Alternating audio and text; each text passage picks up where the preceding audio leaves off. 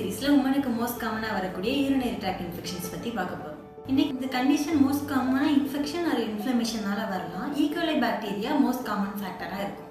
And அது மட்டும் இல்லாம மெனோபாஸ் அப்ப ஈஸ்ட்ரோஜன் லெவல் கம்மியாகிறனால யூரினரி ட்ராக்ட் இன்ஃபெக்ஷன் அடிக்கடி வரலாம்.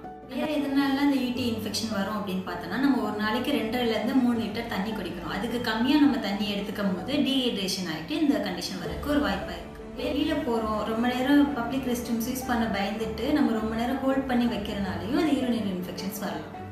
நெக்ஸ்ட் நம்ம ப்ராப்பர் ஹைஜீன் மெயின்டைன் பண்ணணும். அதுக்குன்னு அந்த இடத்த வாஷ் பண்ணிட்டே இருந்தனாலையும் அது ஈரமாயிட்டு அடிக்கடி இன்ஃபெக்ஷன்ஸ் வரலாம். அதனால யூரின் பாஸ் பண்ணதுக்கப்புறம் அந்த இடத்த ஒரு காட்டன் டவல் வச்சு ட்ரை பண்ணிக்கலாம். இப்போலாம் நிறைய யூரினரி டிஸ்போசபிள் டிவைசஸ் கூட வந்திருக்கு பப்ளிக் ரெஸ்ட் ரூம்ஸை யூஸ் பண்ணுறதுக்காக. என்னென்ன அறிகுறிகள் இருக்குன்னு பார்த்தோம்னா, அடி வயிற்றுல ஒரு பெயின் இருக்கும். அந்த அடிக்கடி யூரின் போகணுன்ற ஒரு அலர்ஜி இருந்துக்கிட்டே இருக்கும். அந்த யூரின் போகிற இடத்துல எரிச்சல் இல்லைன்னா ஒரு இச்சிங் இருக்கலாம்.